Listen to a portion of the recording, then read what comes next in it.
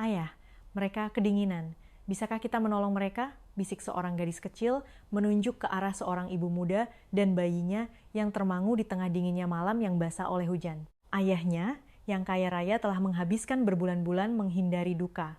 Namun satu langkah menuju bangku itu akan mengubah kehidupan mereka berempat selamanya. Pohon-pohon di sepanjang Jalan Sudirman telah dihiasi lampu kerlap-kerlip sejak minggu pertama bulan Ramadan. Tetapi Baskara Wijaya tidak bisa mengingat kapan tepatnya lampu-lampu itu dinyalakan. Yang ia tahu adalah Kirana, putrinya, ingin melihatnya pada malam takbiran. Maka disinilah ia, dengan tangan di saku jas hujannya, bergerak bersama kerumunan, menjalani ritual malam lebaran. Ia telah melakukannya seperti ini sejak akhir bulan puasa. Satu tugas disusul tugas berikutnya, tidak membiarkan apapun berhenti cukup lama untuk menjadi sebuah perasaan. Melihat lampu hias, membeli wedang ronde, dan pulang sebelum jam 9. Ini adalah lebaran pertama tanpa Sari, dan ia menanganinya dengan cara yang sama seperti yang telah ia lakukan selama 7 bulan terakhir.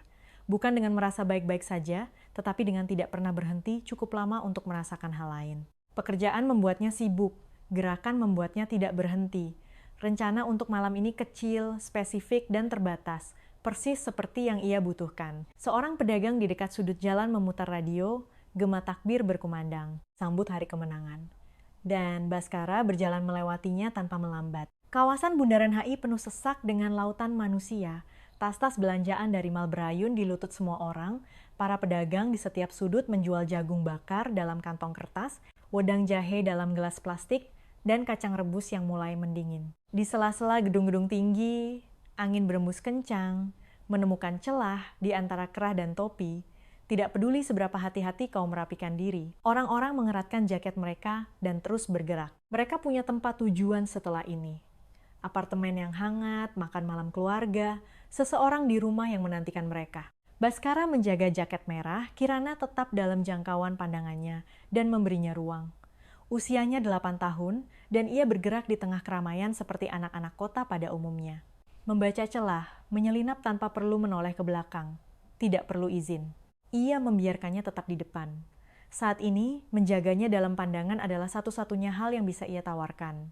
Dan malam ini, itu tampaknya sudah cukup. Tiba-tiba, Kirana berhenti. Benar-benar diam di tengah lalu lintas pejalan kaki. Orang-orang terbelah di sekelilingnya tanpa melambat. Baskara menerobos maju melalui celah yang dibuat putrinya. Ada apa? Kirana tidak menatapnya. Pandangannya tertuju ke suatu tempat di sebelah kirinya, dan ketika Baskara menoleh, ia melihat mereka. Seorang wanita muda duduk di ujung bangku halte Transjakarta, mungkin berjarak 6 meter, pertengahan 20-an, rambut gelapnya diikat rendah, satu sisinya mulai terlepas. Ia mengenakan jaket yang tidak pantas untuk malam hujan di Jakarta. Kain tipis, tanpa lapisan tebal, jenis yang kau pakai karena hanya itu yang kau punya. Ia menggendong seorang bayi yang menempel di dadanya. Satu lengan menopang punggungnya.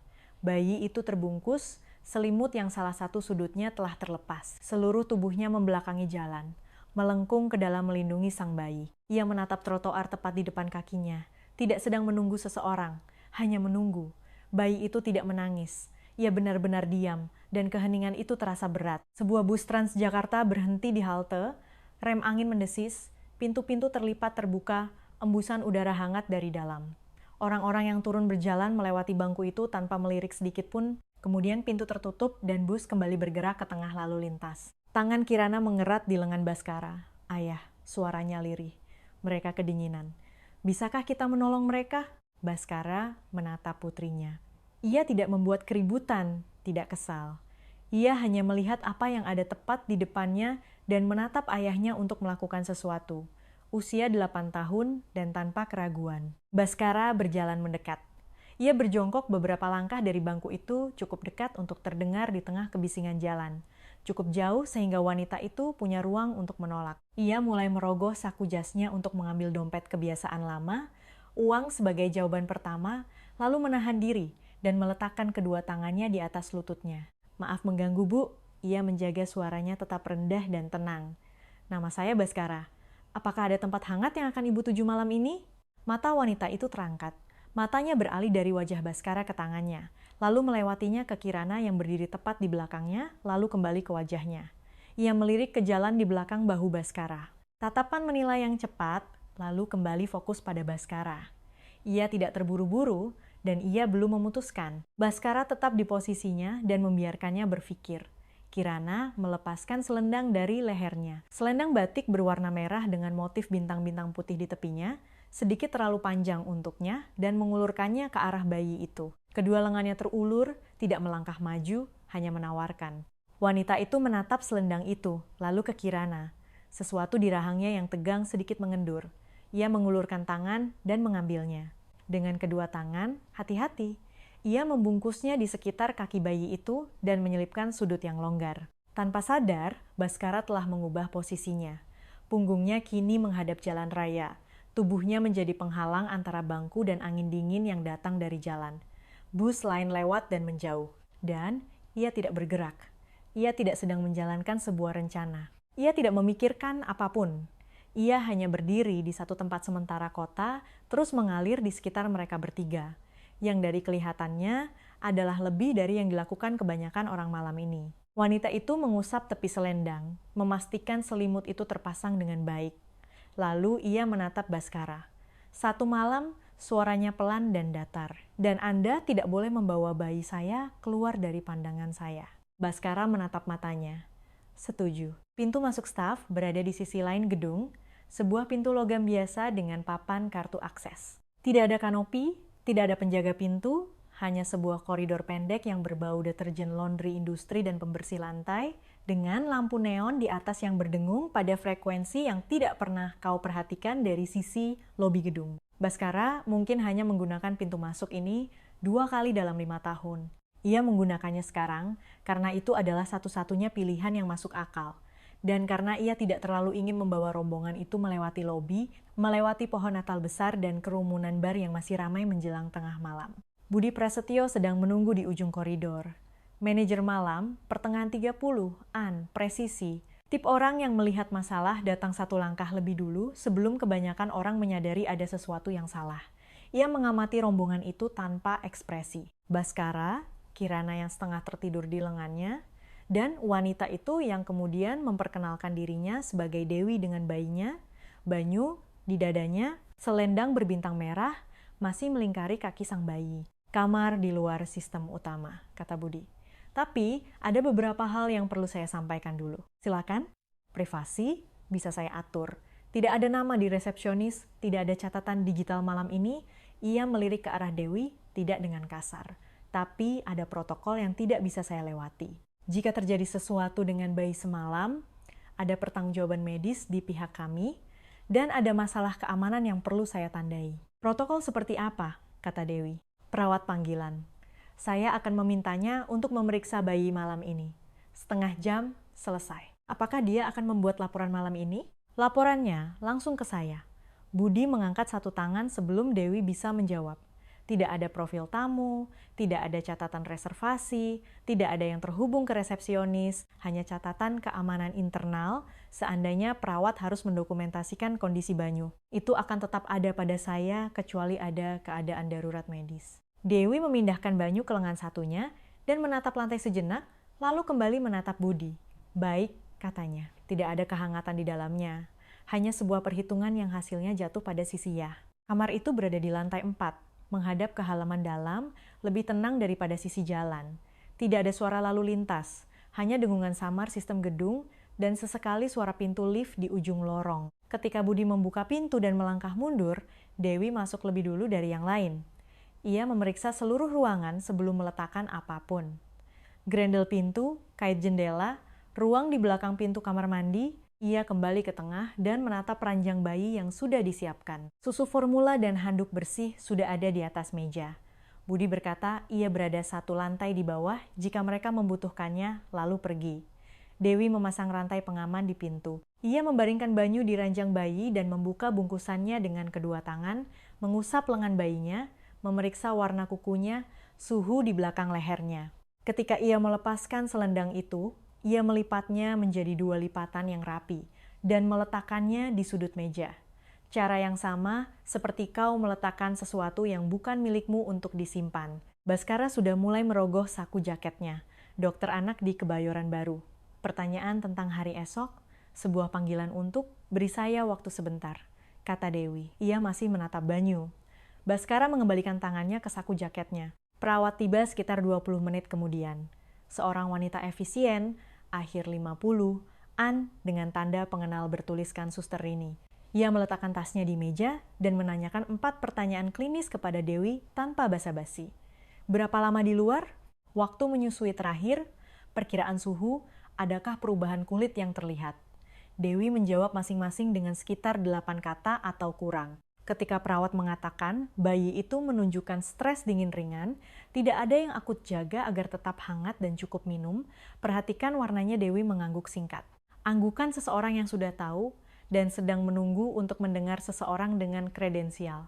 Setuju dengannya. Saya tahu cara merawat anak saya, kata Dewi. Perawat menatapnya dengan tenang. Saya tahu itu. Anda mau saya tinggalkan nomor saya jika ada perubahan semalam? Dewi mempertimbangkannya sejenak. Tinggalkan saja pada Pak Budi, katanya. Layanan kamar datang tak lama setelah itu. Sup, nasi dengan ayam goreng, sekotak susu, tidak ada yang di luar kebutuhan dasar yang diminta Dewi. Ia duduk di samping ranjang bayi dan menyusui Banyu terlebih dahulu, sabar dan tidak tergesa-gesa, sepenuhnya terserap dalam aktivitas itu. Ketika Banyu sudah tenang dan mengantuk, ia berdiri di dekat meja dan menyantap supnya, makan sambil berdiri dengan cepat. Kecepatan terpaksa dari seseorang yang makanannya punya sejarah sering terganggu. Ia membungkus sisa ayam goreng dengan kertas nasi dan memasukkannya ke dalam tas jinjingnya. Baskara sedang mengamati jendela halaman dalam. Kirana sudah tertidur di tempat tidur secara bertahap. Duduk, bersandar. Satu sepatu terlepas dan jatuh ke lantai. Yang lainnya tetap terpasang. Ia berbaring di atas spray dengan jaketnya yang masih terkancing, mulutnya terbuka, jauh melewati lelah. Energi apapun yang ia miliki malam ini, ia telah menghabiskan semuanya. Baskara duduk di kursi kedua dan membiarkan ruangan menjadi sunyi di sekelilingnya. Ia tahu bagaimana menjadi berguna. Pintu masuk yang tepat, kamar yang tepat, panggilan yang tepat di tengah malam. Ia telah berjalan dengan versi itu selama 7 bulan berturut-turut. Berguna berarti gerakan maju. Gerakan maju berarti ia tidak perlu berhenti. Tetapi, Kiranalah yang berhenti di trotoar tanpa rencana, tanpa memeriksa dengannya.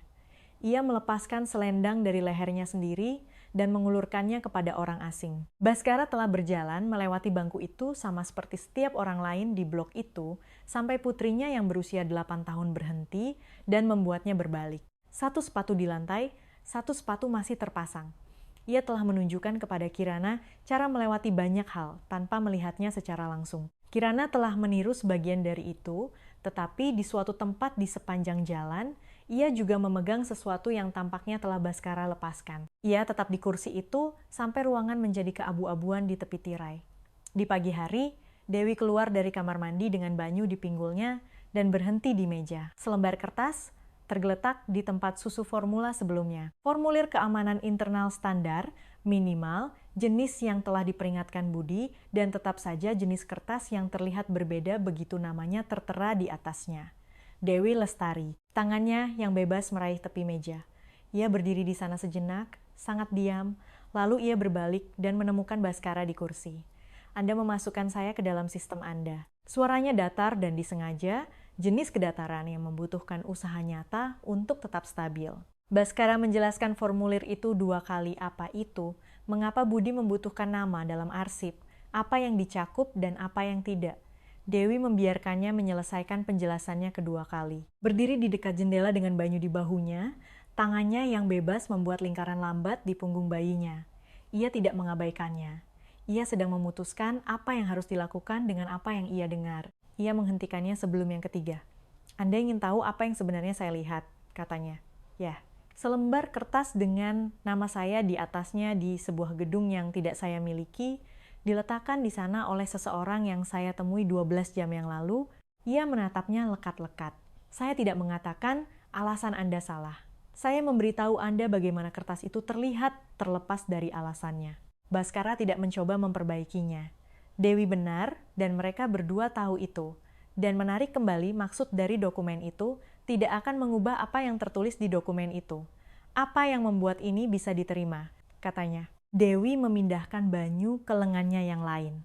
Tidak ada foto, tidak ada memberikan nama saya kepada siapapun, bukan staf, bukan orang-orang di lingkaran Anda, tidak secara sambil lalu, tidak ada pers, tidak ada cerita, tidak ada tentang apa yang terjadi di sini yang dibingkai untuk penonton, dan Banyu tetap bersama saya. Tidak ada pengecualian, tidak ada syarat, tidak sama sekali, setuju. Ada lagi, nada suaranya tidak berubah. Jika ini suatu saat menjadi sesuatu yang Anda butuhkan pujian, sebuah cerita, sebuah judul berita, keuntungan apapun bagi Anda beritahu saya dulu dan saya akan pergi. Ia berhenti sejenak. Saya serius. Baskara merasakan nalurinya bergerak. Ia adalah seseorang yang masuk ke ruangan lebih dulu, menetapkan syarat, memegang kendali. Ia melepaskannya, menyetujuinya mengorbankan sesuatu yang nyata baginya. Dan ia cukup sadar akan pengorbanan itu untuk tidak meremehkannya. Saya mengerti, katanya. Dewi memberinya anggukan singkat, tidak hangat, hanya datar. Sebuah sinyal bahwa mereka sekarang berdiri di pijakan yang sama dan ia bersedia berdiri di atasnya. Kirana telah berada di meja kecil hampir sepanjang pagi, tenang dan asyik. Ia menemukan selembar kertas surat hotel di laci, berwarna krem, dengan nama properti tercetak timbul di bagian atas, dan pulpen dari tempat pena di samping telepon. Selendang berbintang merah itu masih terlipat di sudut meja tempat Dewi meletakkannya malam sebelumnya, dan Kirana sesekali meliriknya saat bekerja. Pada suatu titik, ia berdiri, menyeberangi ruangan, dan meletakkan kertas itu di tempat tidur di samping Dewi. Ia mundur selangkah dan menunggu. Itu adalah sebuah gambar. Sebuah bangku halte bus, dua sosok besar mengapitnya, satu sosok kecil di tengah memegang selendang yang menjuntai hampir ke tanah. Di atas bangku, sebuah persegi panjang padat dengan garis-garis zigzag yang hanya bisa berarti lampu-lampu hias. Di bawahnya, dengan huruf kapital yang rapi, namun tidak rata dari seorang anak yang masih belajar menulis, "Selamat datang." Dewi menatapnya untuk waktu yang lama.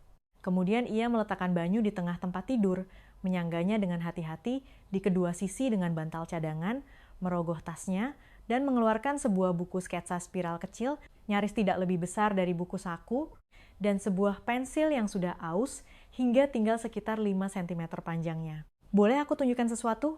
katanya pada Kirana. Kirana mengangguk. Dewi membuka halaman kosong dan mulai bekerja tanpa persiapan. Ia menggerakkan matanya antara wajah Kirana dan halaman itu, cara kerja seorang seniman potret yang berpengalaman. Memeriksa subjeknya terlebih dahulu, hanya melirik ke bawah untuk merekam. Goresan pendek dan percaya diri. Ia tidak ragu-ragu. Ia hanya menggambar seperti melakukan sesuatu yang telah ia lakukan ribuan kali. Ketika tangan sudah tahu, mungkin 90 detik, ia membalik buku sketsa itu. Kirana mencondongkan tubuhnya. Itu adalah dirinya. Kuncir kudanya yang sedikit tidak di tengah. Lengan kiri bajunya yang terdorong lebih tinggi dari yang kanan. Ekspresi waspada setengah penasaran yang ia kenakan sejak sarapan. Bukan versi yang disederhanakan. Kirana sebagaimana ia terlihat pagi ini, pada hari khusus ini. "Itu aku," kata Kirana. "Itu kamu." Kirana menatap Dewi dan Baskara mengenali ekspresi itu. Minggu pagi ketika Sari akan duduk di belakangnya di tempat tidur dan dengan hati-hati mengerjakan bagian-bagian sulit dari sebuah kepangan, dan Kirana akan benar-benar diam dan membiarkan dirinya dirawat. Baskara hampir lupa seperti apa rupa ekspresi itu di wajah putrinya. Ia berbalik ke arah jendela dan memberikan momen itu ruangnya. Ketika ia keluar beberapa menit kemudian untuk membiarkan Dewi mengganti popok Banyu, Budi sudah berada di luar pintu dan mengulurkan selembar kertas terlipat. "Berikan padanya, bukan pada saya." Ditulis tangan dengan tulisan balok Budi yang rapi. Alamat kantor layanan sosial di Jakarta Pusat. Sebuah klinik rawat jalan anak di Jalan Sabang. 2 pusat singgah dengan jam buka untuk keluarga. Nomor layanan darurat perumahan. Bukan sebuah rencana, melainkan sebuah peta awal. Baskara menyerahkannya kepada Dewi tanpa komentar. Dewi membacanya sampai selesai, melipatnya sekali di lipatan yang sama, dan menyelipkannya di dalam sampul depan buku sketsa. "Saya akan ke kantor layanan sosial sore ini," katanya, sendiri. "Saya tidak berencana untuk ikut." "Bagus. Saya mengatakannya agar kita berdua sudah mengatakannya." Ia pergi lewat jam 1 siang dengan Banyu di gendongan, dan daftar itu di saku jaketnya. Baskara membawa Kirana ke sebuah kafe di sudut jalan. Tempat lama, sofa kulit merah, menu berlaminasi yang lengket di tepinya. Ia memesan kopi yang menjadi dingin, sementara Kirana menghabiskan sebagian besar roti bakar keju dan memberitahunya panjang lebar tentang mengapa anjing temannya, Mia, jauh lebih pintar daripada anjing temannya, Dani. Ia mendengarkan dan menanggapi dan berpikir tentang sudah berapa lama sejak ia duduk di sebuah kafe bersama putrinya hanya untuk duduk di sana, bukan untuk pergi ke suatu tempat setelahnya. 2 jam 20 menit kemudian, Baskara sedang duduk di kursi lobi dengan koran ketika Dewi kembali, masih mengenakan jaketnya. Banyu tertidur di dadanya dalam gendongan. Ia duduk di seberangnya tanpa diminta dan mengambil napas sebelum memulai. "Ada daftar tunggu," katanya. Suaranya datar, jenis kedataran yang membutuhkan usaha nyata setelah sore yang sulit. Petugasnya bertanya, apakah saya punya tempat aman untuk malam ini? Ia menatap Baskara langsung. Saya tidak tahu harus menjawab apa. Malam itu mereka tinggal di kamar lantai 4 yang sama, di bawah perjanjian yang sama tidak nyamannya. Dengan Dewi tetap memasang rantai pengaman dan gendongan banyu diletakkan di samping tempat tidur. Baskara tidak menganggap kamar hotel itu sebagai solusi. Ia menganggapnya sebagai 1 jam pinjaman, dan pada pagi harinya bahkan ia tahu jam-jam pinjaman bisa menjadi jenis tekanan lain. Jawaban atas pertanyaan petugas layanan sosial itu telah ada di benak Baskara sejak Dewi kembali dan memberitahunya tentang daftar tunggu. Ia telah menghindarinya sepanjang malam. Menjelang pagi, ia berhenti. Ia memaparkannya di meja lobi dengan kopi mereka berdua menjadi dingin. Sebuah paviliun di belakang properti miliknya di kawasan Bintaro. Pintu masuknya sendiri dari jalan samping, terpisah sama sekali dari rumah utama. Dapur kecil, kamar tidur, ruang duduk dengan cukup ruang untuk ranjang bayi.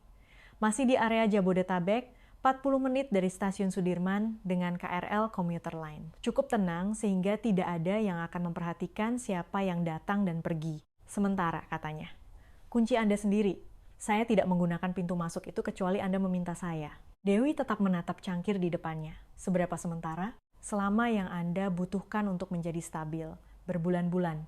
Jika itu yang diperlukan, dan jika saya ingin pergi dalam seminggu, maka Anda pergi dalam seminggu. Ia mengangkat wajah. Saya ingin tertulis. Anda akan mendapatkannya. Kesalahannya adalah pada cara ia mengaturnya. Ia menelepon pengacara perusahaannya, seorang pria bernama Gunawan, dan memintanya untuk menyusun bahasa hunian sementara yang sederhana. Durasi yang ditentukan, cakupan tanggung jawab, klausul keluar yang bersih untuk kedua belah pihak. Rutin. Ia melakukan 100 panggilan seperti itu tanpa berpikir, dan ia melakukan yang ini dengan cara yang sama. Ia menyebutkannya pada Dewi keesokan paginya. Dewi meletakkan kopinya. Anda menelepon pengacara untuk membuatnya bersih bagi kita berdua. Tidak. Dewi mengambil napas dan memilih kata-katanya dengan hati-hati. Dokumen di tangan orang lain adalah cara segala sesuatu diputuskan tanpamu. Itu bukan teori, itu kenyataan bagi saya. Ia menatapnya langsung. Saya tahu Anda tidak bermaksud begitu, tapi Anda menelepon Pak Gunawan sebelum Anda berbicara dengan saya. Anda bergerak lebih dulu. Ia mulai menjawab, lalu berhenti. Dewi benar, dengan cara yang tidak memiliki bantahan bersih. Katakan padaku apa yang perlu kau katakan, katanya. Kita akan menulisnya sendiri. Ia menggeser buku catatan hotel di atas meja dan meletakkan pulpen di atasnya. Dewi mengerjakannya perlahan dan tepat. Durasi yang ditentukan, namanya sebagai penyewa dan bukan tamu. Hak untuk mengosongkan tanpa pemberitahuan atau penjelasan. Tidak ada klaim hukum yang diberikan oleh salah satu pihak kepada yang lain. Ia berhenti sejenak di baris utilitas dan menanyakan pertanyaan langsung kepadanya. Ia menjawabnya secara langsung. Ketika selesai, ia membaca seluruh halaman 2 kali sebelum menandatanganinya dan menyimpan aslinya. Paviliun itu sunyi dengan cara yang sudah lama tidak dirasakan Dewi. Lingkungan itu tidur lebih awal. Seorang pria berjalan dengan anjingnya melewati jalan samping setiap pagi sekitar jam 6, terbungkus jaket tebal, tidak melihat sesuatu yang khusus. Supermarket yang berjarak 3 km memiliki tempat parkir yang begitu sunyi pada hari Selasa pagi, sehingga kau bisa mendengar suara troli belanja melintasi ujung aspal. Ia memeriksa kunci setiap malam sebelum tidur pintu depan, jendela samping, grendel di lorong interior menuju rumah utama. Ia menyimpan tas popok tetap terisi dan tepat di samping pintu, bukan di lemari. Kebiasaan yang membuatnya dan Banyu tetap berfungsi sejak Oktober bukanlah sesuatu yang siap ia lepaskan hanya karena dindingnya telah berubah. Yang ia lakukan adalah bekerja. Aplikasi bantuan di kantor kabupaten di Tangerang Selatan 2 kali naik angkot dan antrian 3 jam. Ia mengisi formulir yang pernah ia isi sebelumnya untuk alamat yang tidak lagi ada sebagai alamat. Pemeriksaan lanjutan untuk Banyu di sebuah puskesmas di dekat Jalan Raya Jombang. Ia datang lebih awal dengan map berisi catatan medis yang telah dimulai oleh perawat hotel. Pulang dengan jadwal pemeriksaan perkembangan 6 bulan, penggantian KTP di Dinas Kependudukan dan Pencatatan Sipil, tiket bernomor, lampu neon, namanya dipanggil oleh pengeras suara dengan rekaman tanpa intonasi. Ia memetakan setiap rute yang memungkinkan antara paviliun dan kantor-kantor layanan pemerintah. Sambungan bus, transfer KRL, waktu masing-masing, dan menulis pilihan terbaik dengan pensil di bagian belakang buku sketsanya seandainya ponselnya mati saat ia membutuhkannya. Baskara datang 2 kali dalam minggu pertama, keduanya ke rumah utama. Membawakan belanjaan pada kali pertama, barang-barang praktis, tidak ada yang membutuhkan ucapan terima kasih. Kali kedua, engsel lemari dapur yang telah longgar dari bingkainya sejak September. Ia mengerjakannya selama hampir 1 jam, menggunakan obeng yang salah untuk sebagian waktu, dan kemudian menemukan yang benar di laci perkakas dan tidak banyak bicara saat di sana. Di supermarket pada hari Sabtu itu, sebuah lagu lebaran dengan alunan piano yang lambat diputar melalui pengeras suara. Baskara berdiri di lorong makanan kaleng dengan 2 kaleng di tangannya. Ia terdiam selama mungkin 15 detik, menatap entah kemana. Kemudian ia meletakkan 1 kaleng kembali dan pergi mencari tisu dapur. Selendang itu ikut bersama mereka dari hotel. Kirana telah melihatnya di sudut meja ketika mereka berkemas dan menyelipkannya di bawah lengannya tanpa berkata apa-apa kepada siapapun. Selendang itu sekarang tergantung di sebuah paku di samping pintu paviliun, bagian dari deretan kecil pengait yang ditinggalkan penyewa sebelumnya untuk mantel dan kunci. Paku-paku lainnya kosong, selendang itu ada di antara mereka, merah dengan bintang-bintang putihnya, tidak sepenuhnya diklaim dan juga tidak sepenuhnya sementara, hanya menunggu untuk mengetahui akan menjadi apa. Malam itu, Baskara berada di meja kerjanya di rumah utama ketika ponselnya menyala dengan 2 hal yang hampir bersamaan. Sebuah email dari Gunawan dengan subjek perlu membahas sensitivitas media dan sebuah pesan teks dari Budi, 2 baris.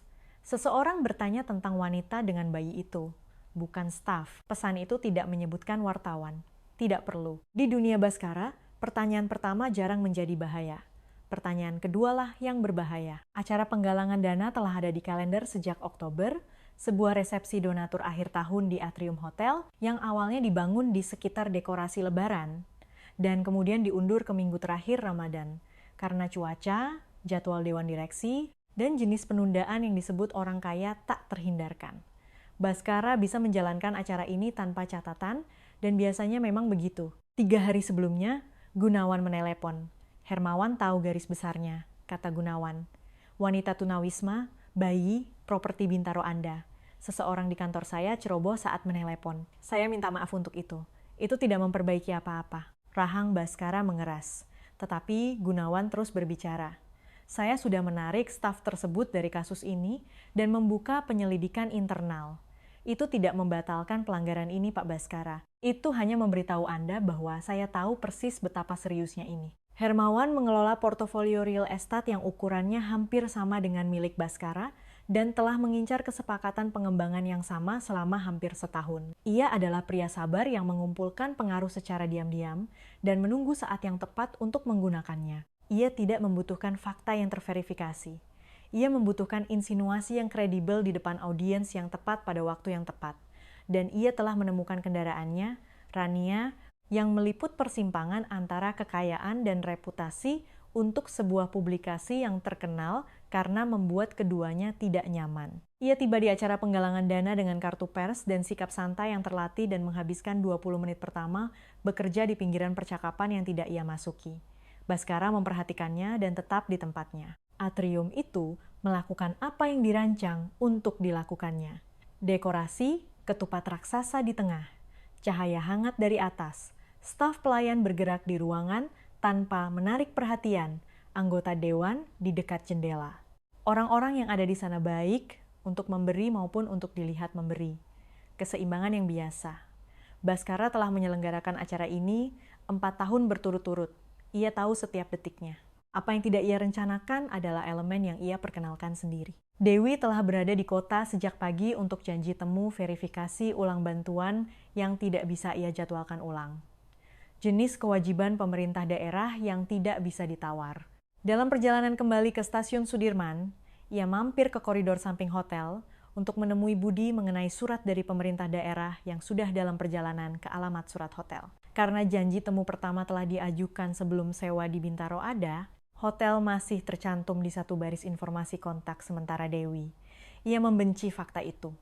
Tetapi mengubah alamat di dalam sistem pemerintah daerah tidak pernah sesederhana mengatakan kau telah pindah. Urusan 5 menit. Ia duduk di ceruk dekat kantor Budi dengan Banyu digendongan, jaket masih terpasang, selendang berbintang merah melingkari lehernya. Ia meraihnya dari paku di pavilion saat berangkat pagi itu tanpa memikirkannya. Ia mengirim pesan teks kepada Budi dan menunggu. Kirana menemukannya melalui jendela interior. Selendang merah itu menangkap cahaya atrium, terlihat melalui kaca dari koridor timur. Kirana seharusnya berada di dekat meja hidangan penutup bersama asisten Baskara. Ia melihat apa yang ia lihat dan pergi. Tidak meminta izin. Ia mendorong pintu koridor, berjalan lurus ke arah Dewi, meraih tangannya, dan berbalik menuju pintu masuk atrium. 2 staf keamanan di ambang pintu membutuhkan waktu sekitar 1 detik untuk memproses situasi. Mengarahkan putri pemilik secara fisik di depan 40 donatur adalah masalah yang tidak akan menjadi tanggung jawab mereka. Mereka mundur, ruangan itu menyadarinya. Sebuah kalibrasi ulang kecil. Cara sebuah pertemuan bereaksi terhadap sesuatu yang tidak terjadwal dan kemudian menemukan pijakannya lagi. Rania sudah menyeberangi lantai. Ia mencapai Dewi sebelum Baskara. Rania katanya memperkenalkan diri. Apakah Anda di sini sebagai tamu Pak Baskara malam ini? Dewi menatapnya.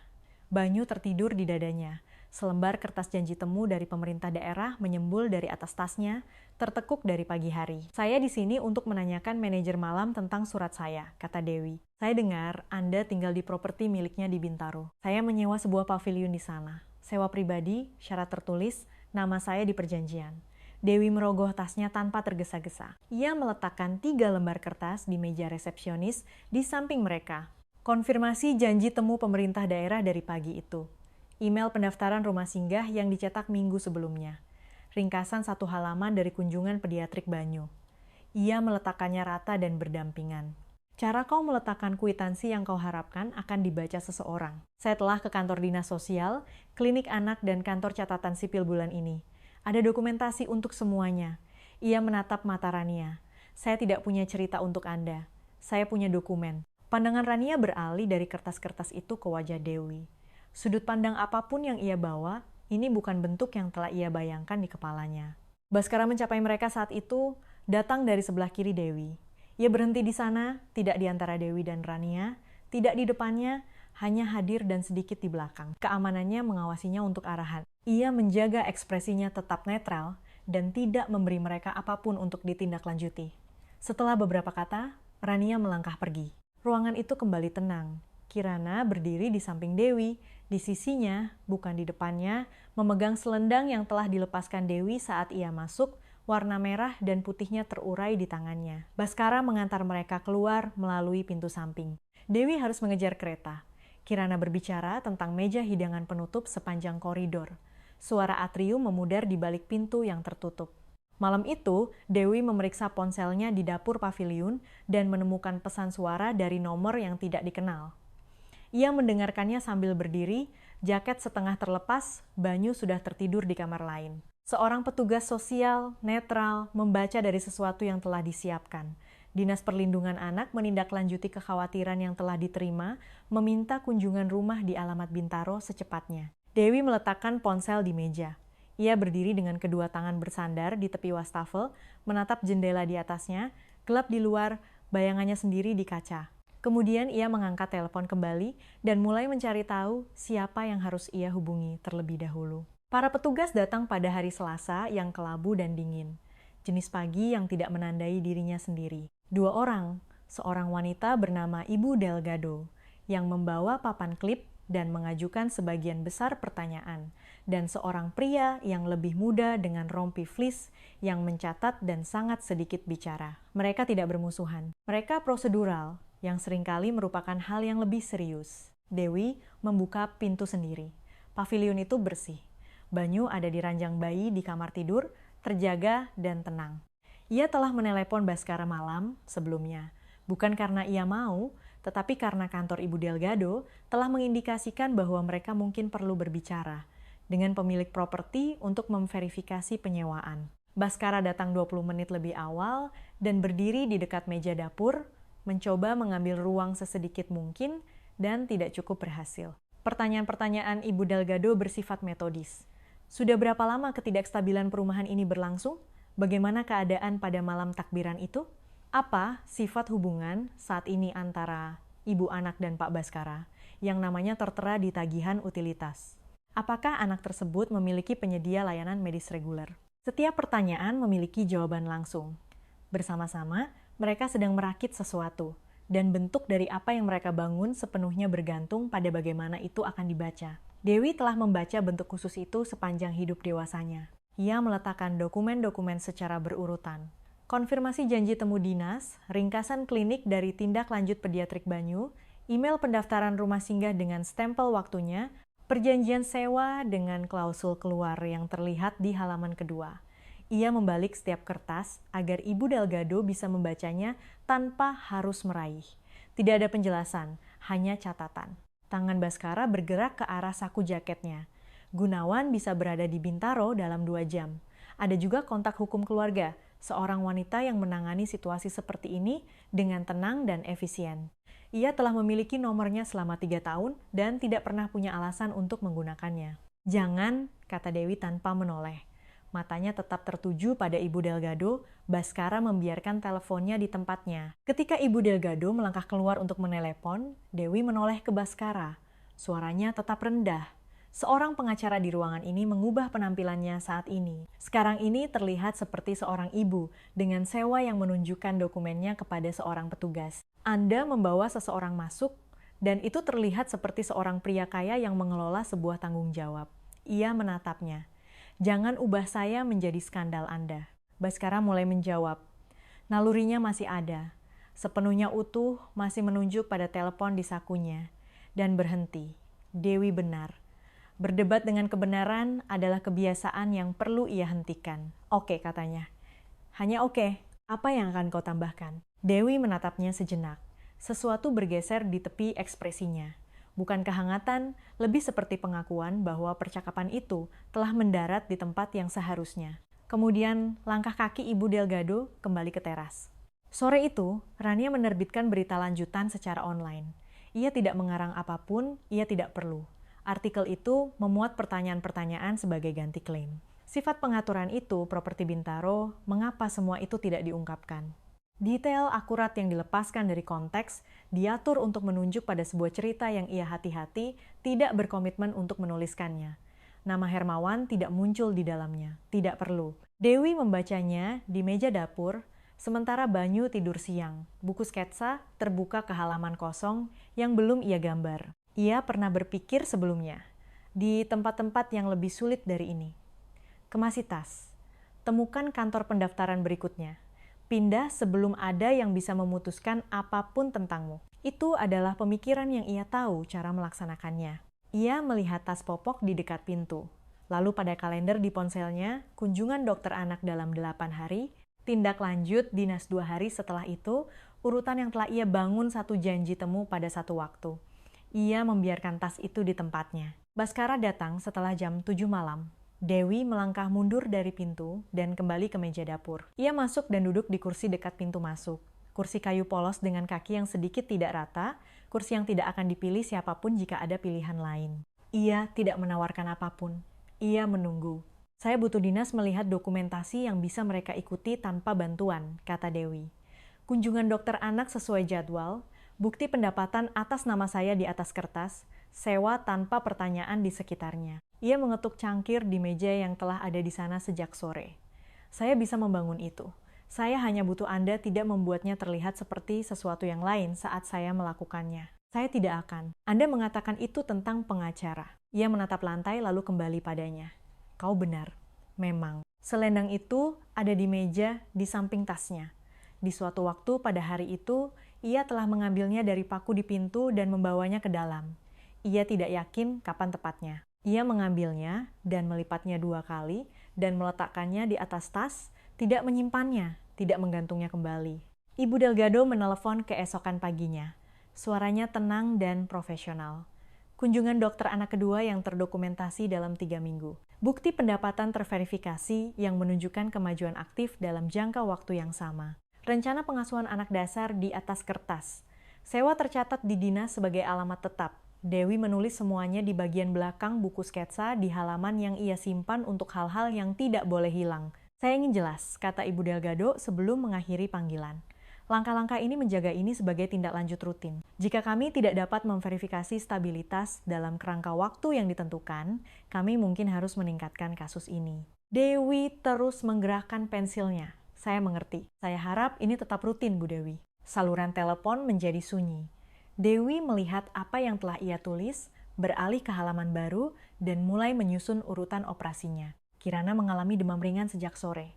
Tidak ada yang serius, hanya flu biasa yang mulai menyerang. Tetapi pada jam 5 sore, ia berada di sofa di bawah selimut dan tidak meminta ditemani sebuah kebiasaan yang ia dapat dari ayahnya. Baskara terjebak dalam panggilan telepon yang molor 1 jam.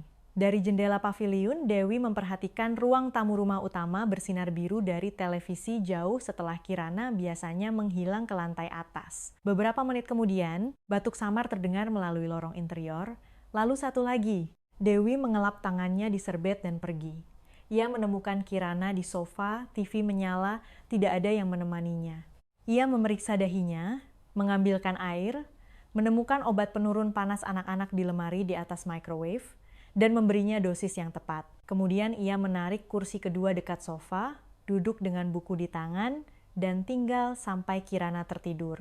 Baskara mengetahuinya keesokan paginya dari Kirana saat sarapan, disebutkan dengan cara kau menyebutkan sesuatu yang sudah biasa. Ia menatap ke seberang dapur ke arah Dewi yang berada di meja dengan banyu di gendongan, punggungnya setengah berbalik. Terima kasih, katanya. Tidak apa-apa. Dewi tidak mencari ucapan terima kasih dan nada suaranya menjelaskan itu tanpa menjadi tidak baik. Baskara membiarkannya begitu saja. Pada minggu yang sama, Dewi memberitahunya tentang pekerjaan itu. Pekerjaan desain jarak jauh melalui sebuah firma vendor, 3 hari seminggu, pendapatan berbasis proyek atas namanya. Ia menemukannya melalui koordinator di kantor dinas yang menyimpan daftar perusahaan ramah kerja jarak jauh untuk situasi seperti ini. Bukan gajinya. Tidak ada bantuan yang terlibat. Ia menunjukkan surat penawarannya. Dengan cara yang sama, ia menunjukkan segalanya sebagai informasi. Kau melakukan itu sendiri, kata Baskara. Saya melakukan sebagian besar hal sendiri, katanya, termasuk sebelum Desember. Baskara mendengar apa yang ada di baliknya dan tidak mencoba menjelaskannya. Malam itu, Dewi bercerita lebih banyak. Pernah ada bantuan sebelumnya, katanya lebih dari sekali.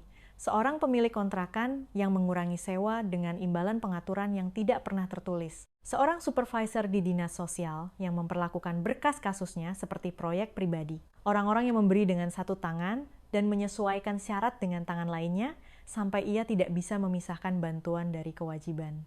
Tetap tidak menonjol dan tetap diam adalah satu-satunya cara yang ia temukan untuk mempertahankan apa yang ia miliki. Itulah mengapa dokumen sangat mempengaruhimu, kata Baskara. Dokumen, pengacara, orang-orang yang bersikap baik tentang itu. Dewi meletakkan cangkirnya di atas meja. Saya lebih baik dalam membaca perbedaannya sekarang. Sebagian besar waktu, Baskara diam sejenak, yang sesungguhnya bukan yang pura-pura. Ketika Sari meninggal, saya kembali bekerja dalam 11 hari. Orang-orang bilang saya menanganinya dengan baik. Ia menatap tangannya. Kirana berusia 7 tahun. Ia menjadi lebih pendiam, dan saya berkata pada diri sendiri bahwa ia sedang menyesuaikan diri. Itu lebih mudah daripada duduk dan mencari tahu apa sebenarnya keheningan itu. Dewi mengusap tepi cangkirnya. Dia mengamati orang dengan sangat hati-hati. Perhatian semacam itu membutuhkan latihan sebelum menjadi alami. Baskara memutar cangkirnya sekali di atas meja. Ia mengangguk dan membiarkannya di sana. Panggilan Hermawan datang keesokan sorenya, dibingkai sebagai basa-basi antar profesional. Tawaran itu tidak pernah dinyatakan secara langsung, tetapi bentuknya jelas. Mundur secara publik dari situasi Bintaro. Biarkan beberapa jarak menumpuk. Sebagai gantinya, bagian yang diperebutkan dari kesepakatan pengembangan diselesaikan untuk keuntungan Baskara, dan kampanye insinuasi dihentikan dengan cara yang sama seperti dimulainya. Diam-diam, tanpa pengakuan, bagaimana itu beroperasi. Baskara berdiri di jendela kantornya memandang ke arah jalan properti. Di bawah, di paviliun, lampu menyala. Siluet Dewi bergerak melewati kaca, mungkin sedang menidurkan Banyu untuk tidur siangnya. Saya akan memberimu jawaban pada akhir minggu, katanya. Pada hari Kamis, Hermawan bersikeras mendengarnya secara langsung. Pria seperti Hermawan lebih suka ruangan di mana keheningan bisa melakukan setengah dari tawar-menawar. Baskara sudah memilikinya. Ia hanya butuh beberapa hari lagi untuk sepenuhnya menutup versi dirinya yang telah menghabiskan 15 tahun nyaman di ruangan seperti milik Hermawan. Rasa memiliki yang terbangun di paviliun bulan itu datang dalam peningkatan kecil dan tanpa pengumuman. Baskara mulai mampir di malam hari untuk membantu waktu tidur Banyu, tidak diundang secara resmi, tidak diminta pergi. Ia mempelajari urutannya dengan cara kau mempelajari hal-hal tanpa instruksi. Salah, lalu salah lagi, lalu benar. Ia mendapatkan waktunya pada percobaan ketiga dan tak satu pun dari mereka mengatakan apa-apa tentang itu. Pada suatu Sabtu sore, Kirana masuk ke paviliun, langsung menuju lemari kecil di ruang duduk, berjinjit, dan menempelkan sesuatu yang datar di pintu dengan telapak tangannya, lalu ia berjalan keluar. Dewi menemukannya malam itu gambar dari kertas surat hotel. Bangku, 2 sosok besar dan 1 kecil, memegang selendang yang melewati lututnya, lampu-lampu hias di atasnya semua. Selamat datang. Selotip di keempat sudutnya ditekan rata, dan persegi seolah-olah selalu ada di sana, dan Kirana hanya mengembalikannya ke tempatnya semula.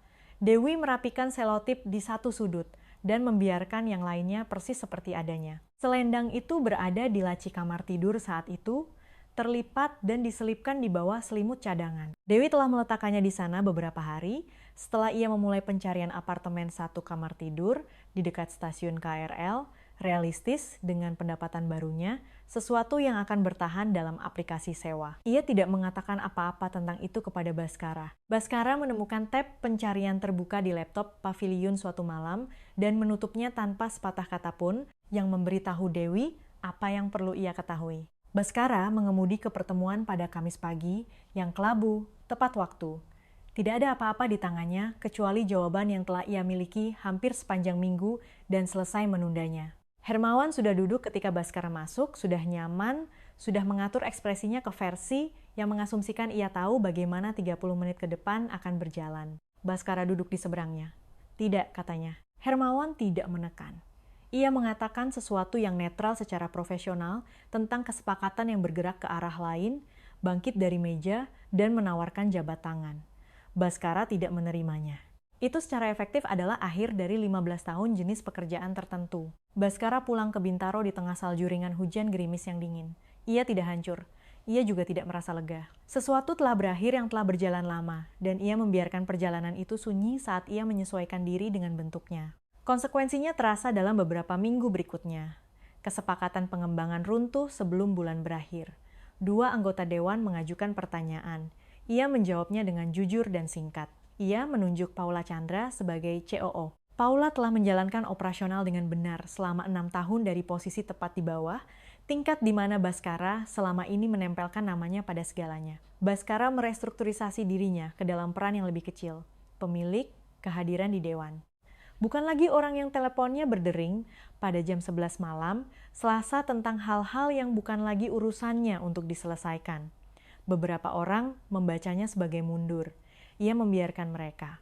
Kasus Dinas Perlindungan Anak ditutup pada akhir Maret.